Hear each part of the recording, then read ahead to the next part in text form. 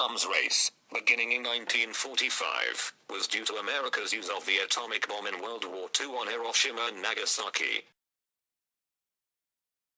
This made Stalin very paranoid, who felt America would overtake the Soviet Union in intelligence and he would be threatened. Stalin began a very concerted effort for Russia to also have atomic power, and in 1949 they achieved this. This created an intense competition between Russia and America that would form a major part of the Cold War, with both countries believing the more nuclear power you had, the more powerful you were. This later contributed to the idea of mutually assured destruction, MAD, which would develop in the 1960s, when each country began to develop a better, and more powerful, type of bomb. In 1952 the USA tested the first fusion bomb. In 1953 the USSR tested its first hydrogen bomb. In 1954 the USA delivered its first thermonuclear weapon, and in 1961 the USSR detonates Tsar Bomba, the largest and most powerful nuclear weapon ever detonated.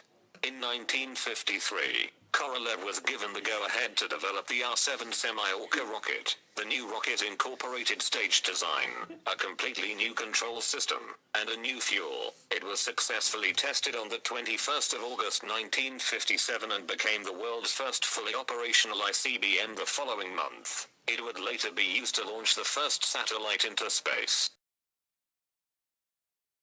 The United States had multiple rocket programs divided among the different branches of the American Armed Services, which meant that each force developed its own ICBM program. The Air Force initiated ICBM research in 1945 with the MX-774. However, its funding was cancelled and only 3 partially successful launches were conducted in 1947. The MX-1593 program evolved to become the Atlas A, with its maiden launch occurring on the 11th of June 1957, becoming the first successful American ICBM. Its upgraded version, the Atlas D rocket, would later serve as an operational nuclear ICBM and be used as the orbital launch vehicle for Project Mercury and the remote-controlled Agena target vehicle used in Project Gemini.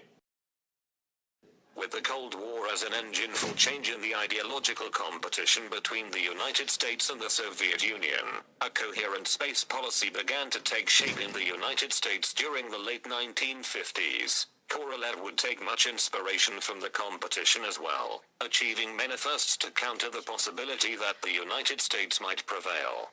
In 1955, with both the United States and the Soviet Union building ballistic missiles that could be utilized to launch objects into space, the starting line was drawn for the space race. In separate announcements, just 4 days apart, both nations publicly announced that they would launch artificial Earth satellites by 1957 or 1958. The missile gap, that occurred in the late 50s, was a growing perception in the West that the Soviet Union was quickly developing an intercontinental range ballistic missile, far more capable than that of the United States. Even though that perception was disproved, it became evident that the Soviets were placing their major efforts toward developing strategic missiles against which, once launched, there was no defense. When Russia detonated their first atomic bomb in 1949, America was shocked. They weren't expecting the Soviets to have their own atomic bomb quite so soon.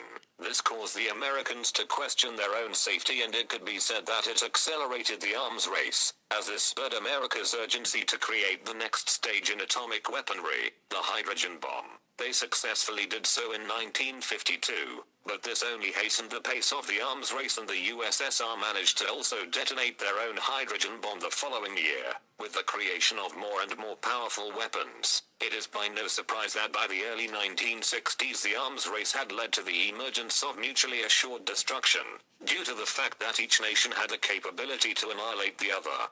Capital I.